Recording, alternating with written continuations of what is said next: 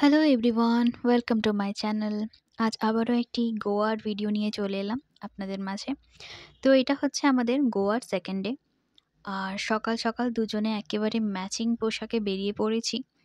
আজকে হোয়াইটটা সিলেক্ট করার কারণ হলো যে আজকে আমরা ওল্ড গোয়ার যত চার্চ আছে সেসব পরিদর্শনে বেরিয়ে পড়েছি। আর এইমাত্র আমাদের হোমস্টে থেকে আমরা ছাড়লাম। আর এরপরে আমরা করব ব্রেকফাস্ট।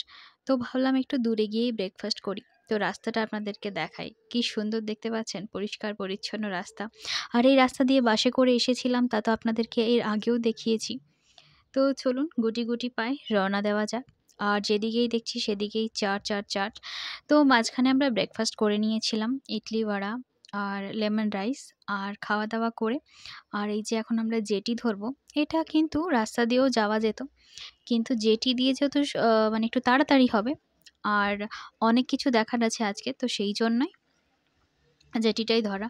আর আমার একটু ভয় লাগছিল, কারণ অনেকটাই জল আছে যেহেতু। আর দেখতে পাচ্ছেন জাহাজগুলো দূরে দাঁড়িয়ে আছে, এগুলোতে কিন্তু ক্যাসিনো হয়।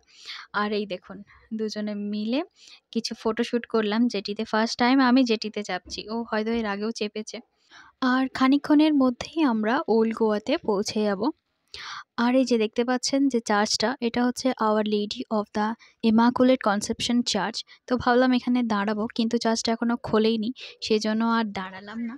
কিন্তু সময় নষ্ট না করে একেবারেই চলে গেলাম ফন্টেন হাউস স্ট্রিটে, যেখানে দুপাশেই রয়েছে এই ধরনের কালারফুলি ঘর। ফন্টেন হাউস স্ট্রিট যেহেতু ওল্ড গোয়ার পাঞ্জিমে অবস্থিত, সেই জন্য পর্তুগিজদের পুরনো ধাঁচের ঘর সম্পর্কে একটা ধারণা পাওয়া যায়। লাল টাইলসযুক্ত ছাদ, ডিজাইন করা ব্যালকনি আর রং বেরঙের ঘর, ফটোপ্রেমীদের জন্য জায়গাটা কিন্তু অনন্য। তো গুগলে এর বর্ণনা আপনারা এমনিতেও পেয়েই যাবেন। তো যাই হোক, আমাদেরও বেশ কয়েকটা ফটো তোলা হয়ে গেল এখানে। এরপরে আমরা বেরিয়ে পড়েছি। তো কোথায় যাচ্ছি চলুন ভিডিওটা সম্পূর্ণ দেখুন, দেখলেই বুঝতে পারবেন।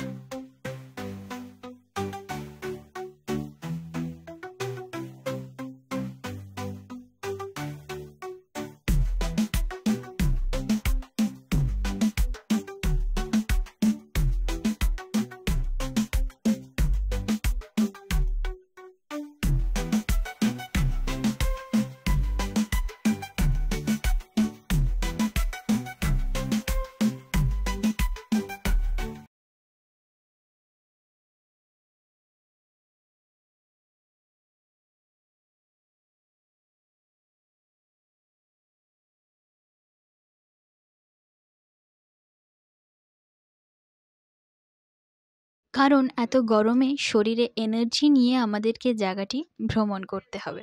তো এরপরেই আমরা ঢুকে গেলাম বেসিলিকা অফ বম জিসাসে। প্রথমেই এর সম্পর্কে আমি আপনাদের বেশ কিছু তথ্য দিয়ে রাখি।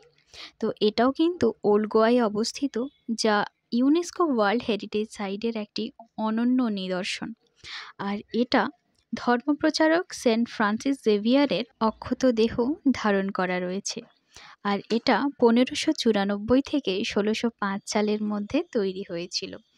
আর এটা পুরোটাই পাথরের তৈরি। যে পাথরগুলো দিয়ে তৈরি সেগুলোর নাম কয়েকটা আমি বলে দিই আপনাদেরকে: গ্রানাইট, রোমান, লোনিক, ডোরিক ইত্যাদি। তো যাই হোক, এটি পর্তুগিজ উপনিষদের যুগে নির্মিত হয়েছিল। আর 400 বছরেরও বেশি সময় ধরে এটা কিন্তু সংরক্ষণ বা সুন্দরভাবে সাজিয়ে রাখা রয়েছে। আর এটি হলো ভারতের একমাত্র চার্চ যেখানে Pope Pius 12 golden rose gift করেন। আর এটা কোথায় অবস্থিত সেটা আপনাদেরকে জানিয়ে দিচ্ছি। ওল্ড গোয়ার বেনগুনিয়ামে অবস্থিত। এর পাশেই একটি মিউজিয়াম রয়েছে যেখানে ভাস্কো ডা গামার যুগের নৌকা এবং বিভিন্ন চিত্র সংরক্ষিত আছে। তো সব কিছু দেখে আমরা সাউথ ইন্ডিয়ান থালি একটা করে নিয়ে নিলাম দুজনে। আর এই দেখুন আবার রওনা দিয়ে দিয়েছি। আর এই কুকুরছানাগুলোকে দেখছেন আমাদের পেছন পেছনে কীরকম দৌড়াচ্ছে। আসলে আমি ওদেরকে ডেকে নিয়ে যাচ্ছিলাম, কি ভালো লাগছিল। তো এরপরেই আমরা পৌঁছে গেছিলাম chapel of hour lady of মাউন্টে, কিন্তু এটা বন্ধ থাকায় আর আমরা ভেতরে প্রবেশ করতে পারলাম না। তো আর কি করা যাবে, প্রবেশ যখন করতে পারলামই না, তো চলুন নেক্সট ডেস্টিনেশনে। তো এই ধরনের অনেক কিন্তু চার্চ এখানে আছে। তো বেশ কয়েকটা চার্চ আপনাদেরকে বলে রাখি: Saint Cathedral, Church of hour lady of Rosary, Nunnery of Santa Monica, the Church of Saint Augustine, Reis Magos Church, Church of Mae de Deus, Chapel of hour lady of Mount, যেটা তো আপনাদেরকে দেখালাম আমি। এরপরেও রয়েছে Church of Saint Francis of Assisi, Church of Saint Anne, Rachol Seminary ইত্যাদি। তো আরও অনেক চার্চ আছে যেগুলো এত নাম মনে রাখা আমার জন্য পসিবল নয়। আর যদিও মানে চোখের সামনে যে কটা দেখতে পেয়েছি সে কটারই নাম আপনাদেরকে বললাম, আর হয়তো কিছু শোনা নামও আপনাদেরকে বললাম। তো আপনারা যারা এখনও অবধি গোয়া ঘোরেননি তাদেরকে বলে রাখছি, কিছু মেন চার্চ আছে যেটা আপনাদেরকে দেখালাম কিছুক্ষণ আগে, বেসিলিকা অফ বম জিসাস, এছাড়াও আরও কিছু দেখাবো। তো সেই মেন চার্চগুলো আপনারা কিন্তু অবশ্যই দেখবেন, ঘুরেও মজা পাবেন। তো আমরা নেক্সট যে চার্চে চলে এসেছি সেটা হচ্ছে চার্চ অফ সেন্ট কেজেটন। এটাও কিন্তু ওল্ড গোয়াতে আছে। গাছটা দেখছেন, প্রায় মনে হচ্ছে 200-300 বছরের পুরনো গাছ। এটা বোধহয় বট গাছ। আর এই যে পরিবেশটা খুবই সুন্দর লাগছে। আর আমাদের পেট যেহেতু ভরে গেছে, তো ঘুরতে আর কোনো সমস্যা নেই। তাই জন্য বেশ সুন্দর করে প্রত্যেকটা গাছ পর্যন্ত আপনাদেরকে নিখুঁতভাবে দেখাচ্ছি। অবশ্যই এই জায়গাটাতেও আসবেন, ফটোশ্যুটের জন্য কিন্তু একেবারে পারফেক্ট একটি জায়গা। চলুন সামনের দিকে যাওয়া যাক। আর এই দেখুন এই চার্চটার ভেতরের পোর্শনটা কি সুন্দর না, পুরোটাই কিন্তু কাঠ দিয়ে তৈরি। আর এর যে দেওয়ালগুলো একদম নিখুঁত করে আঁকা আছে। আর আগের যে আপনাদেরকে চার্চটাতে ঘুরিয়ে ছিলাম সেই চার্চটার ভেতরটাও কিন্তু একেবারে নিখুঁত করা আছে, আর পাথর দিয়ে সুন্দর করে খোদাই করা রয়েছে। তো এখান থেকে আমরা বেরিয়ে গেলাম আর আমরা ধরবো জেটি। তো এখানেও অনেকে যায় না বা অনেকে জানেও না হয়তো এই জায়গাটার কথা। তো আমরা গুগল দেখে এই জায়গাটাতে যাচ্ছি। এটা হচ্ছে দিওয়ার আইল্যান্ড। তো চলুন যাওয়া যাক। যেতে যেতে আপনাদেরকে বলবো যে এখানে কি আছে না আছে।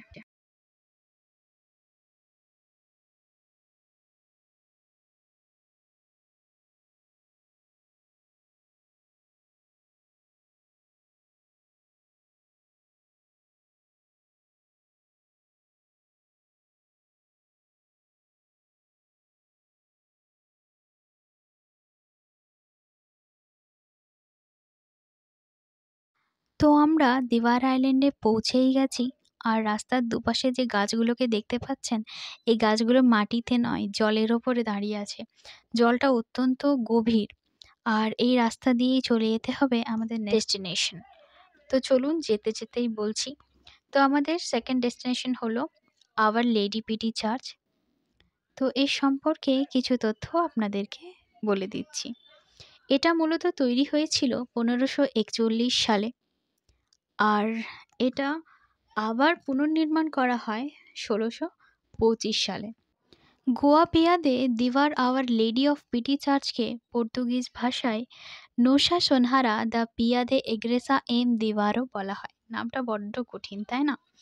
তো যাই হোক, তো এটাকে আমরা পরবর্তীকালে আওয়ার লেডি পিটি চার্চ হিসাবেও জানি। তো এই চার্চটার পুরোনো ভার্সনটা ভেঙে নতুন ভার্সন করা হয়, যেটা কিনা ১৭০০ সালে শুরু হয় আর ১৭২৪ সালে শেষ হয়। তবুও ১৭০০ সাল মানে যথেষ্ট পুরনো। তো এখানকার প্রায় অধিকাংশ চার্চই কিন্তু অনেকই পুরনো। তো যাই হোক, এটাকে অনেকে হন্টেডও বলে থাকে। জানি না সত্যিকারের হন্টেড কিনা। কারণ যেহেতু একটা নিরিবিলি প্লেসে আছে সেই হিসেবে হন্টেড বলে থাকে, না সত্যি কিছু ব্যাপার আছে, এর গভীরে গিয়েও আমার কাজ নেই। তো যাই হোক, এই অবধি আজকের চার্চগুলো আমরা দেখলাম। খুবই ভালো লাগলো। আপনাদের কেমন লাগলো কমেন্টে কিন্তু জানাতে ভুলবেন না। তো আমরা আবার জেটি ঘাটে চলে এসেছি আর দেখতে পাচ্ছেন এখান থেকে পরপর ৩ টে চার্চের চূড়াকে কি সুন্দরভাবে দেখাচ্ছে। তো এরপরেই আমরা জেটি ধরে রওনা দেব আমাদের রুমের উদ্দেশ্যে, কারণ অলরেডি বিকাল ৪টা-৫টা মতো বাজে। আজকের মতো গোয়া পরিদর্শন প্রায় সম্পন্ন হয়েছে। তো আজকে ম্যাক্সিমাম ওল্ড গোয়াটা আমরা কমপ্লিট করেই ফেলেছি। তো যে রাস্তা দিয়ে এসেছিলাম সেই রাস্তা দিয়ে আবারই ব্যাক করছি। এরপরে ভাবছি কোথাও গিয়ে একটু বসা যাক, কারণ ও অনেকক্ষণ ড্রাইভ করেছে, ওর একটু রেস্টের প্রয়োজন আছে। তো এই যে এখানে এসে বসলাম আর দেখতে পাচ্ছেন সামনের যে ছোট্ট বোর্ডটা, এখানে বোধহয় কোনো প্রি ওয়েডিং শ্যুট চলছে। কারণ হয়তো ক্যামেরাতে অত ভালো স্পষ্ট বোঝা যাচ্ছে না, কিন্তু খুব সুন্দর ডেকোরেশন করেছে। তো যাই হোক, সমুদ্র সুন্দরী গোয়াতে আসলে আপনারা কিন্তু এই জিনিসগুলো বেশ সুন্দর এনজয় করতে পারবেন। আর পারলে দুপাইয়াই করে ঘোরার চেষ্টা করবেন, তাহলে বিভিন্ন জায়গা খুব সহজে অনায়াসে যেতে পারবেন আর খুব ভালো ব্যাপারগুলোকে ফিলও করতে পারবেন। আর এখান থেকে আমরা সানসেটটাকেও এনজয় করতে করতে যাচ্ছি আমাদের রুমের উদ্দেশ্যে। আজকের মতো এখানেই ভিডিওটি শেষ করছি। আর পেটেও একটু ছুঁচে ডন দিচ্ছে। তো দেখা যাক কোথায় কি খাবার মেলে না মেলে। তো ভিডিওটি আর বেশি বড় করছি না। যদি ভালো লেগে থাকে তাহলে একটি লাইক করে দেবেন। যারা নতুন আছেন তারা ফলো করে দেবেন, সাবস্ক্রাইব করে দেবেন। সকলেই ভালো থাকবেন। জানি ভিডিওটি অনেকটাই বড় হয়ে গেল, কিন্তু তবু না দেখালেও নয়। কারণ জায়গাগুলো এতটাই ভালো ছিল যে কোনটা ছেড়ে কোনটা কাট করব আমিও বুঝতে পারছিলাম না। তাই জন্য যতটুকু পেরেছি প্রায় ম্যাক্সিমামই অ্যাড করে দিয়েছি, কারণ কোনোটাই কাটার মতো ছিল না।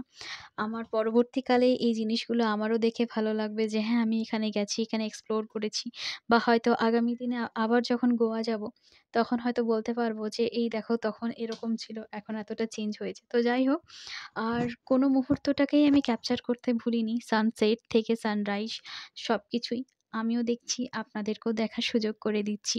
জানি হয়তো ক্যামেরার কোয়ালিটি বা ভিডিও কোয়ালিটি একটু অন্যরকম। তো যাই হোক, সবকিছু অ্যাডজাস্ট করে নেবেন। সকলেই ভালো থাকবেন। পেট পূজার সাথে ভিডিওটি শেষ করছি। আর এই দেখুন, এখন বিকেলের পেট পূজা করছি। তো এখানে ভাবলাম যে কিছু একটা চাট খাবো। তো সেই ভেবে অর্ডার করলাম চাটটা। তো হাতে পেয়ে দেখলাম অবশেষে এটি হলো মুড়ি। তো আজকের মতো এখানেই টাটা।